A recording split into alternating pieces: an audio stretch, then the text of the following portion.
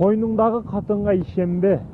Казыбек Батыр учурунда бир үйгө чай ичкени конокко кирет экен да. Конокко кирсе эркек киши өтө жакшы тамактарды Казыбек Батырга берет. Андан кийин көзүнүн алдыда бир ит сыйлуу төшөктө жатат, бир аял бир кездемеле үстүндө жаткан болот да. Андан кийин сонун тамактарды алып келип итине берет. Иттиден ашып калган сөөктөрдү баягы аялга берет экен да. Андан кийин баягы адам Казыбек Батыр сурайт экен: "Сен эмне үчүн мынчалык итти сыйлайсың, аялды, мынау жаткан аялды мынчалык сыйлуу тамактарды бербейсиң?" десе, болгон окуяны айтышты баштайт бул адам.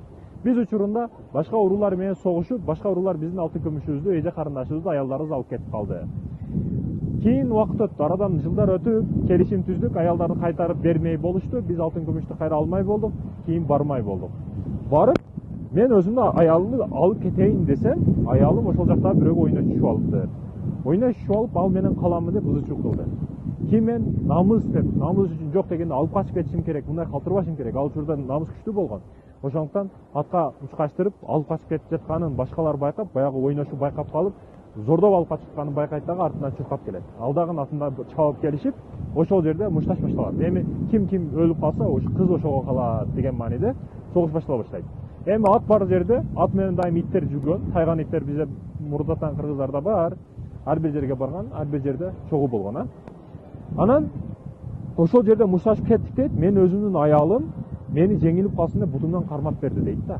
Анан баягы келип мени ушундай таштык кармап жанчайын деп жаткан учурда, мен болду эми өлүп кетем ушул жерде деп аткан учурумда, тияктан итим чуркап келип, итим баягыны тиштеп, мен ошону абалдан пайдаланып калып, баягыны жеңип, өлтүрүп, ошол учурдан бери, мен аны жеңгенден бери аялымды ушундай караймын, итимди ушундай караймын дейт экен да. Казыбек Батыр карап туруп, бул аялың сага саткындык кылыптыр, итиң достук кылыптыр. Бирок мамилени туура эмес кылыпсың экөөнө тең. Итти мынчалык сыйлаганың туура эмес. Аялды мынтип кордогонуң туура эмес. Улардын төркүнүнө алып барып бер, ажыраш, бирок мынчалык кордобо дейт экен да. Аялыңа ишенбе деген маселе, кааласаң каалабасаң ишенесиң бүгүн. Себеби өмүрлүк жолдошуң болуп атпайбы? Башка кимге ишенесиң? Аялыңа ишенбесең да, чындыгында. Рыскөлгө ишенесиңби? Кайга ишенесиң? Тоого ишенесиң, ташка ишенесиңби? Жок, аялыңа ишенесиң. Көп нерселерди ошого айтасың. Бул айтпай кой деген дагы маселе жок.